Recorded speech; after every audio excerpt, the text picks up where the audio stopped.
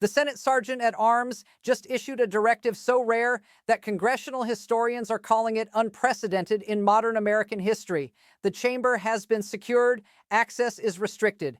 And behind those closed doors, something is happening that has lawmakers from both parties absolutely terrified. This isn't a drill. This isn't standard procedure. This is a lockdown triggered by a threat so serious that the third highest ranking security official in the United States government just invoked emergency protocols that haven't been used since the aftermath of January 6th. Hit that subscribe button right now, because what I'm about to reveal will fundamentally change how you understand what's really happening in Washington. So what exactly triggered this extraordinary security measure? According to multiple sources who spoke to reporters on condition of anonymity, a classified intelligence assessment was delivered to the Senate leadership at approximately 6:47 a.m. Eastern Time on January 15th. The assessment allegedly detailed a credible and imminent threat to Senate proceedings related to ongoing constitutional challenges over presidential succession procedures. This wasn't a generic security concern or routine threat evaluation. Sources familiar with the intelligence say it involved specific information about planned disruption of Senate business during a critical procedural vote scheduled for later that same day. When the Sergeant at Arms received that briefing, the decision to secure the chamber was made within 23 minutes. Here's what multiple congressional staffers say happened next. The Sergeant at Arms, a former Army Lieutenant Colonel with 31 years of security experience, personally briefed Senate Majority Leader and the Minority Leader in a secure conference room at 7:15 a.m. According to two people present in the hallway outside that meeting, both leaders emerged visibly shaken after just 12 minutes.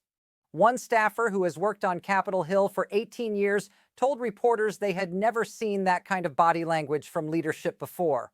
The minority leader reportedly went directly to his office and canceled all morning appointments. The majority leader immediately convened an emergency meeting of the Senate Rules Committee. By 8:30 a.m., the directive had been issued.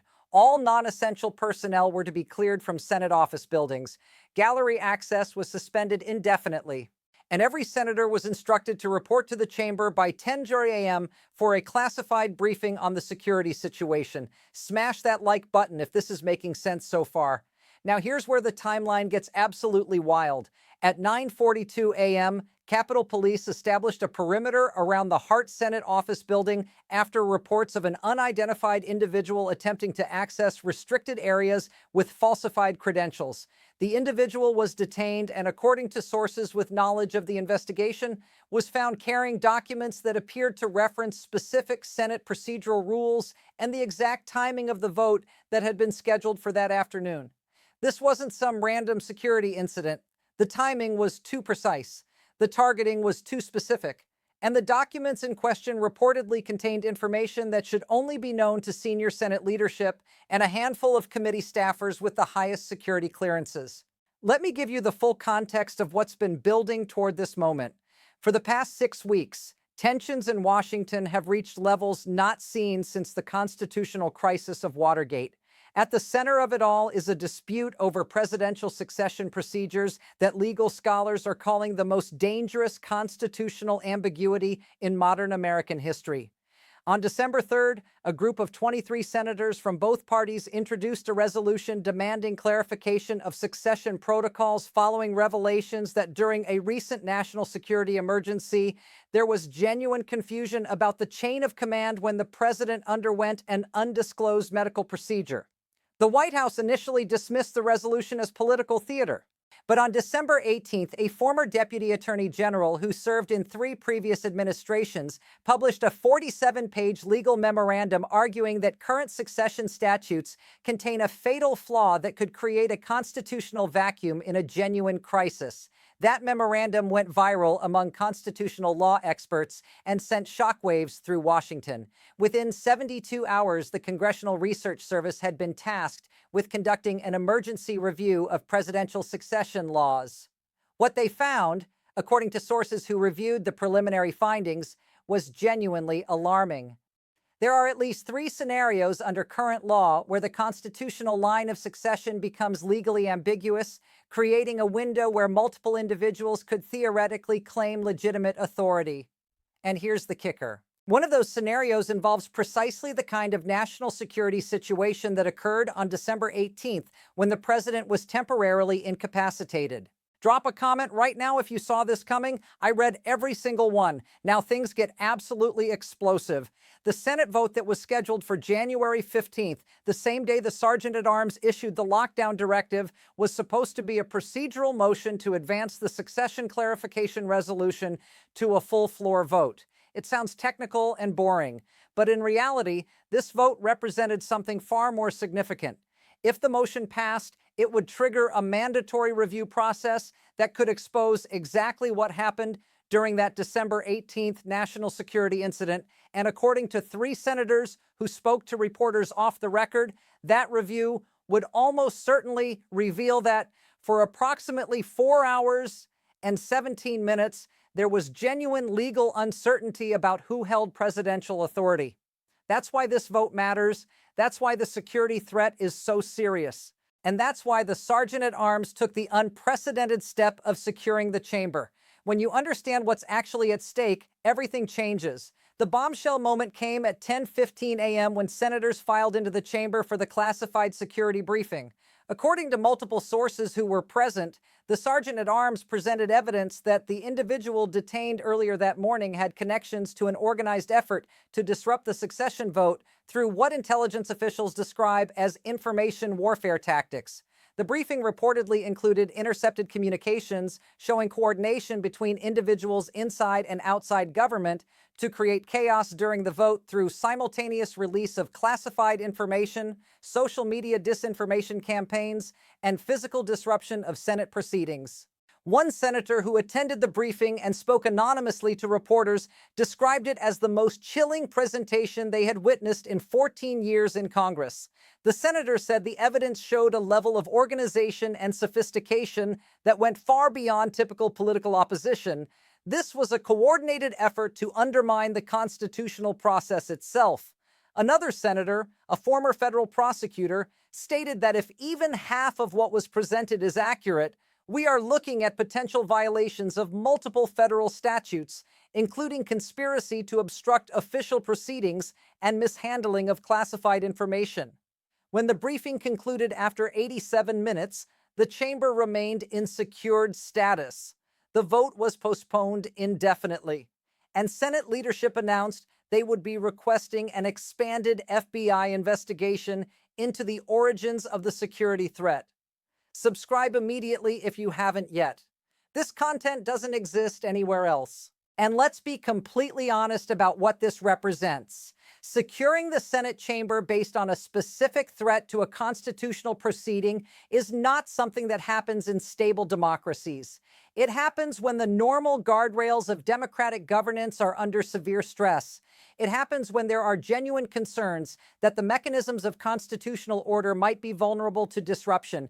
This is not hyperbole.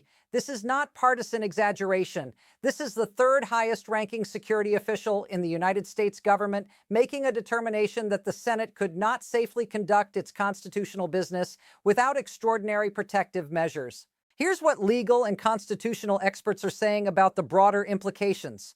A professor of constitutional law at Yale who has testified before Congress on separation of powers issues told news networks that the succession ambiguity problem is not theoretical.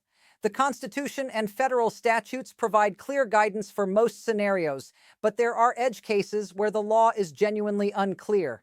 Those edge cases are exactly where bad actors can exploit uncertainty to create constitutional chaos. A former White House counsel who served under 2 different presidents from different parties explained that presidential succession is designed to be automatic and unambiguous precisely to prevent power struggles during national emergencies. If there is any window of uncertainty, even for a few hours, it creates an opportunity for competing claims to authority. That's not just a legal problem, it's a national security crisis waiting to happen. And here's what should alarm everyone, regardless of political affiliation. If the December 18th incident really did create a 4-hour gap of constitutional uncertainty about presidential authority, then every decision made during that window is potentially legally questionable. That includes military orders, intelligence operations, emergency responses, everything. Don't go anywhere. The most explosive part is coming next. A former federal judge who now teaches constitutional law stated in an interview that if credible evidence exists showing that individuals attempted to exploit this succession ambiguity for political purposes, we are in uncharted constitutional waters. The judge emphasized that the founders designed our system to prevent exactly this scenario where uncertainty about authority could be weaponized to create chaos. So let's break down what actually happens when the Senate Sergeant at Arms secures the chamber. Under Senate rules and federal security protocols, the Sergeant at Arms has broad authority to take emergency measures to protect the institution and its members. But that authority is almost never invoked in this way. The last comparable incident was on January 6, 2021, when the Capitol was breached. Before that, you have to go back to the anthrax attacks of 2001 to find a situation where the Senate was secured due to a specific, credible threat. The directive issued on January 15th included several specific measures. All public gallery access was suspended. Non-essential staff were required to leave Senate office buildings. Electronic communications were subject to enhanced security protocols, and most significantly, all senators were required to report their locations to the Sergeant at Arms office every 2 hours until the security status was downgraded.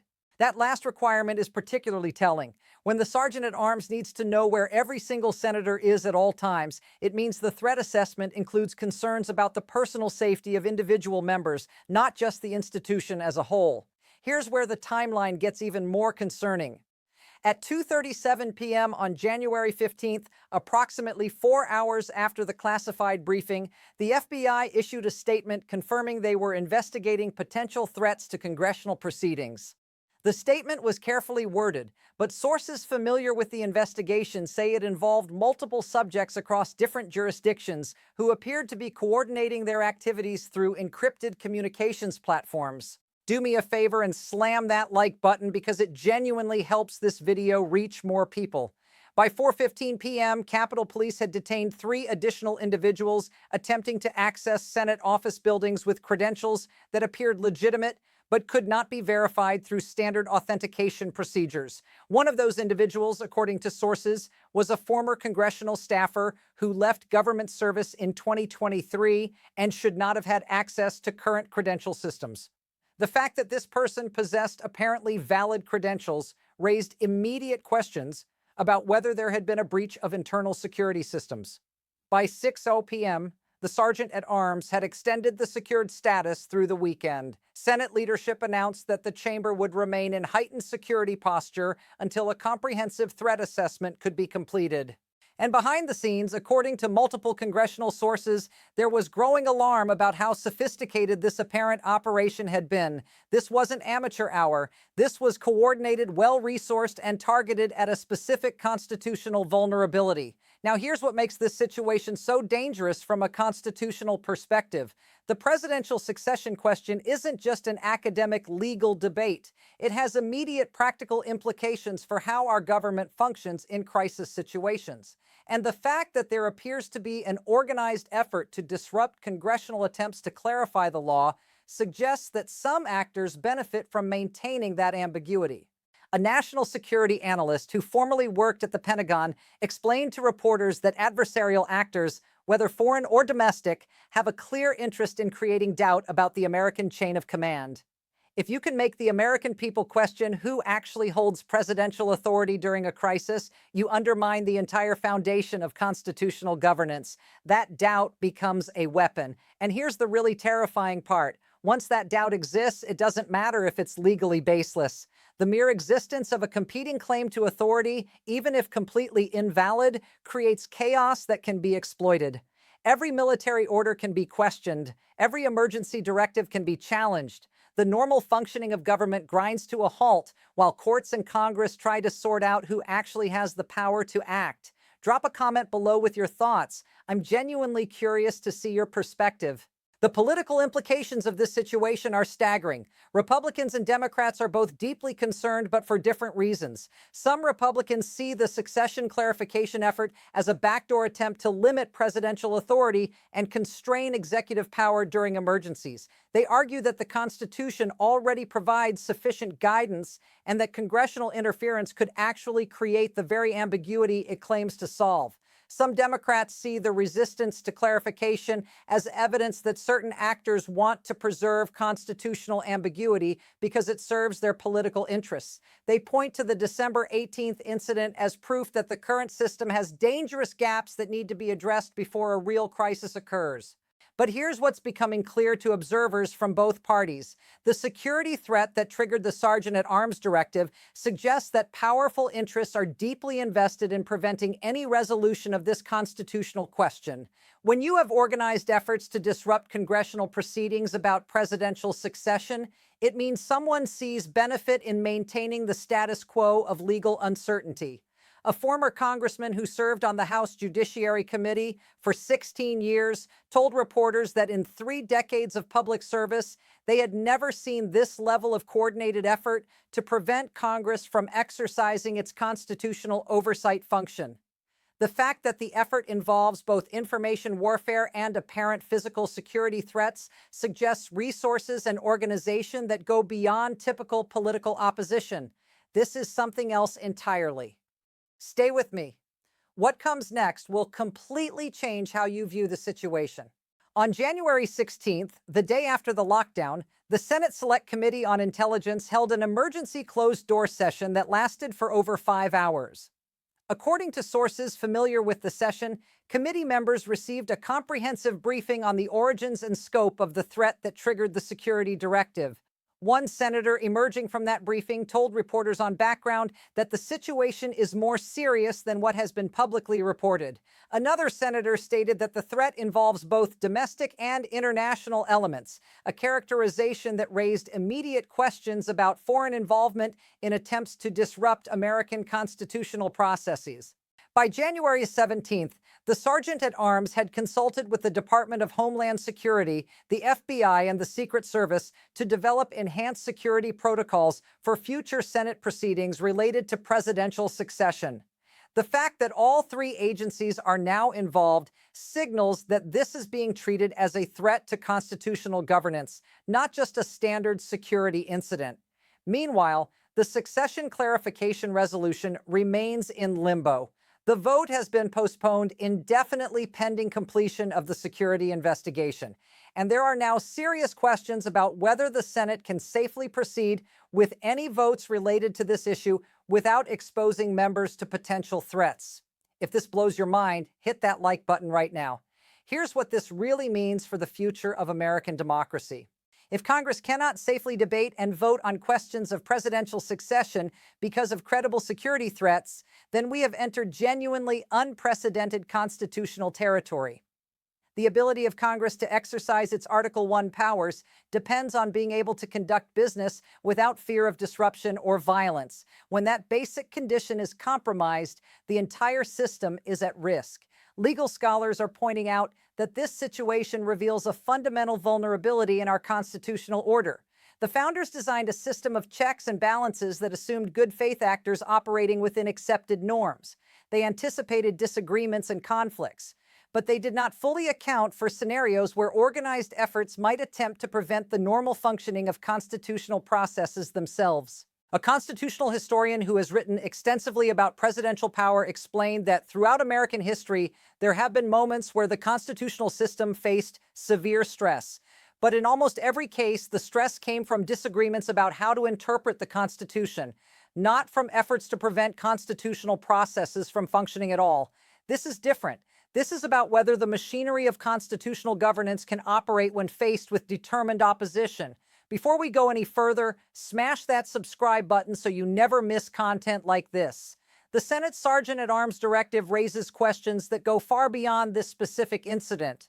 If security threats can be used to prevent congressional action on constitutional questions, then any issue can theoretically be frozen through intimidation, climate policy, healthcare reform, voting rights, immigration. Any contentious issue becomes vulnerable if organized actors can create sufficient chaos to make normal legislative processes too dangerous to conduct. This isn't about liberal versus conservative. This isn't about Republican versus Democrat. This is about whether the American constitutional system can function when faced with actors who reject the premise that political disputes should be resolved through democratic processes. And here's the situation as it stands right now. The Senate remains in secured status for any proceedings related to presidential succession. The FBI investigation is ongoing with multiple subjects under scrutiny. Congressional leadership from both parties is demanding answers about how security systems were potentially compromised. And the fundamental constitutional question about succession procedures remains unresolved, leaving the same dangerous ambiguity in place that triggered this crisis to begin with. More senators are reportedly reviewing classified intelligence about the threat, trying to determine whether proceeding with the vote is worth the security risk. Legal teams are exploring whether there are alternative procedural paths to address the succession question without triggering the same security concerns.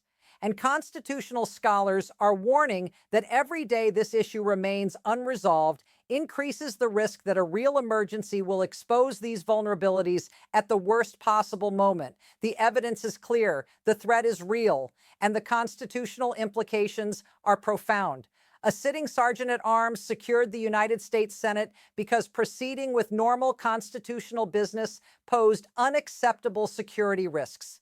When the machinery of American democracy requires emergency protective measures just to function, we have crossed a line that should alarm every citizen, regardless of political belief. What happens next will determine whether Congress can reclaim its ability to address constitutional questions without fear of disruption, whether the rule of law can withstand organized efforts to prevent its normal operation, and whether the American constitutional system has the resilience to survive determined attacks on its most basic processes. This is not a drill. This is not political theater. This is a constitutional crisis unfolding in real time, and the stakes have never been higher.